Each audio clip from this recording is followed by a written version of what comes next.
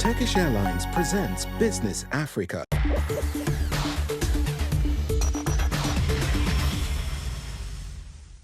Bonjour à tous et bienvenue dans ce nouvel épisode de Business Africa. Je suis Ndéa Yoka, votre hôte cette semaine. Voici les titres.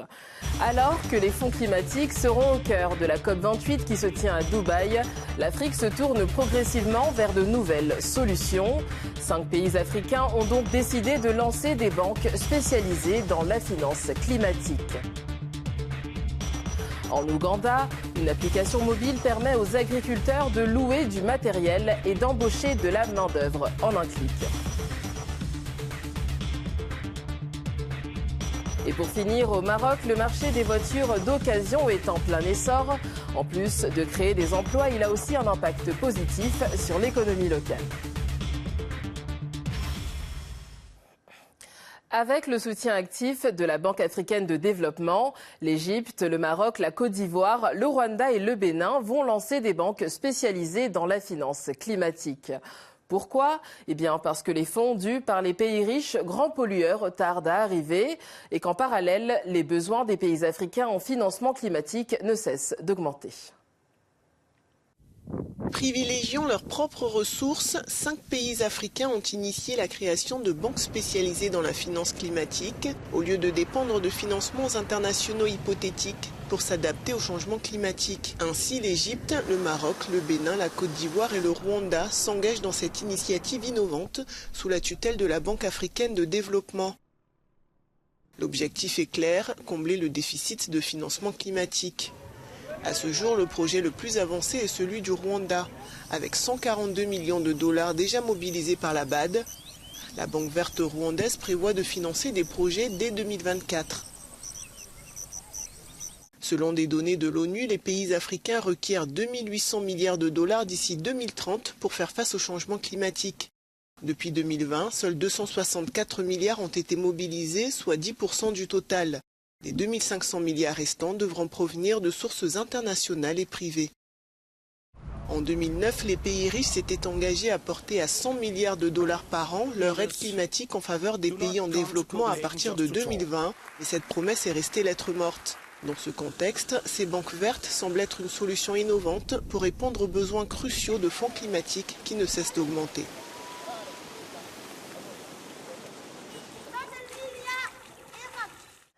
Les banques vertes sont-elles la solution ? Pour plus de détails à ce sujet, nous accueillons l'économiste et président de la FAFED, Samuel Maté. Monsieur Maté, bienvenue dans Business Africa. Comment le secteur de la finance en Afrique peut-il se préparer aux transformations économiques dans ce contexte du changement climatique ? Le secteur de la finance en Afrique, il faudrait comprendre que c'est un secteur malheureusement qui est encore dominé par les fonds étrangers et les banques qui sont purement des banques nationales privées africaines sont des banques qui sont très peu capitalisées. Donc aujourd'hui, véritablement, en tant que professeur, je ne crois pas en une finance purement africaine. Je pense en des organismes qui sont plus gérés par des non-africains qui sont sur le continent et qui nous imposent le type de financement.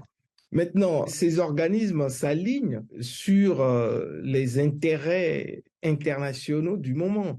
Et c'est ce qui est en train d'arriver. On nous applique maintenant que tout ce qu'on va financer doit être vert. La question qu'on se pose, c'est que qui a créé cette situation de pollution, etc. Ce n'est pas les Africains. Ce sont les Européens avec la révolution industrielle, avec plein de charbon, avec ensuite le pétrole, etc. Et en plus, les promesses qu'ils font, ils ne les tiennent pas. Les 100 milliards de dollars promis à l'Afrique par an n'ont jamais été donnés. Le lancement de banques spécialisées dans le climat par 5 pays africains est-il une solution adéquate pour remédier au manque de fonds climatiques ? Bon, c'est une bonne démarche. Oui et non. Oui, parce qu'aujourd'hui, il y a récemment à Samoa, l'accord Union européenne-ACP a été renouvelé parce qu'ils nous posent ces conditions pour entrer sur leur marché. En même temps, nos dirigeants sont faibles. Nos dirigeants n'osent pas imposer des conditions aux entreprises occidentales pour entrer sur nos marchés. Donc, on n'a pas le choix.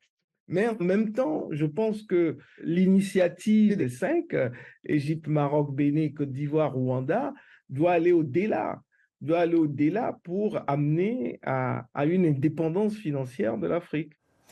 Certains experts pensent que le secteur privé devrait trouver une solution de marché plutôt que de dépendre d'une institution publique pour les flux d'investissement. Quelle est votre réflexion là-dessus ? Ils ont parfaitement raison, dans le sens que, comme je le dis, ce ne sont pas les Africains qui sont les pollueurs. Ils ont profité de la pollution pour se développer avec la révolution industrielle en Angleterre et après avec l'utilisation à outrance des énergies fossiles. Et comme je vous l'ai dit, l'Afrique aujourd'hui ne représente même pas 4% dans la pollution mondiale. Parce que quand tu mets en place une entreprise éco-climatique, tes coûts sont automatiquement au-dessus des coûts de l'entreprise qui fonctionne normalement de manière non climatique. Et donc, sur le marché, ton produit sera plus cher déjà. Et donc, c'est un peu ça le problème. Donc, c'est pour ça qu'on demande à ce que l'Afrique travaille plutôt à son indépendance financière et qu'on ait des fonds qui arrivent à financer les entreprises africaines. Il faut premièrement que les Africains eux-mêmes aillent de plus en plus vers l'entrepreneuriat et surtout dans les pays francophones où les gens sont plus orientés dans le fonctionnariat. Il faut que les Africains eux-mêmes aillent de plus en plus dans l'entrepreneuriat et aussi qu'ils aillent conquérir les autres marchés. Monsieur Samuel Maté, merci d'avoir répondu à nos questions. C'est moi. Au revoir. AgriShare, c'est le nom de cette application qui aide les agriculteurs ougandais à se servir du numérique pour obtenir de meilleurs rendements. Avec un simple smartphone, ils ont accès à des services de location commerciale ou privée et plus encore. Tout de suite, les détails. Bingi Mathias est à la recherche de main-d'œuvre pour ses pépinières de café et d'avocats. Dans ce village de Luwero, dans le centre de l'Ouganda, les jeunes hommes disposés à faire ce travail ne sont pas faciles à trouver. Alors pour gagner du temps et optimiser ses recherches, Bingi utilise AgriShare, une application dédiée à la mise en relation professionnelle.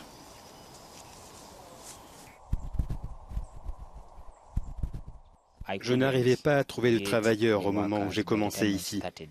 Plus tard, j'ai pris contact avec AgriShare.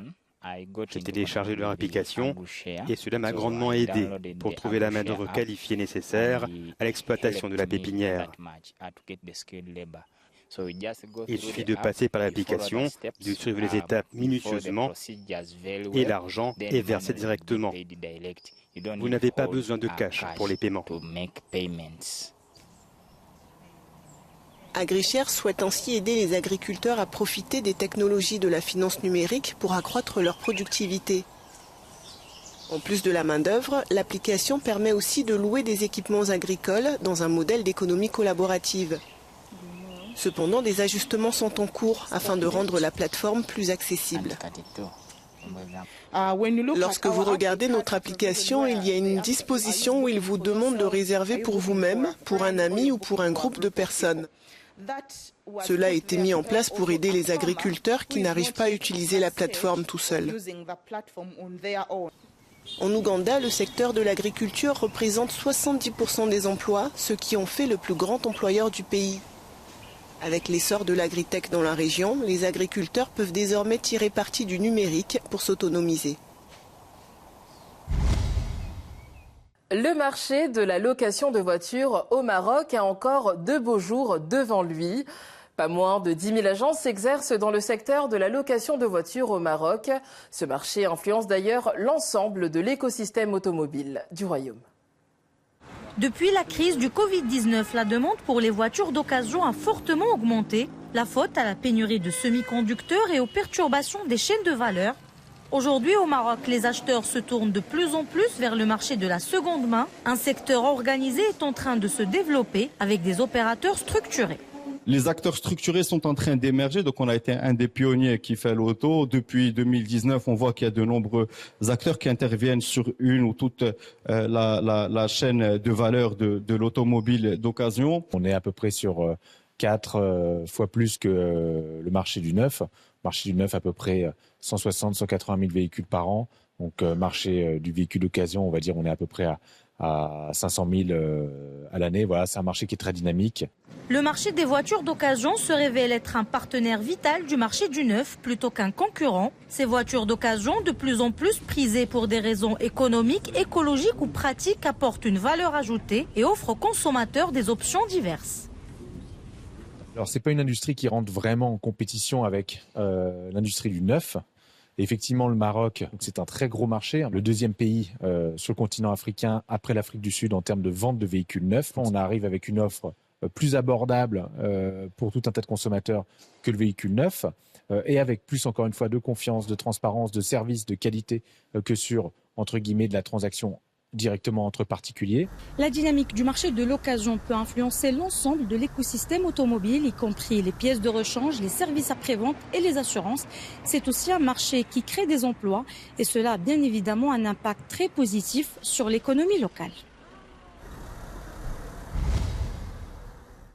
Cette édition de Business Africa est terminée, mais cet épisode est à voir et à revoir sur africanews.com et sur toutes nos plateformes digitales. À bientôt.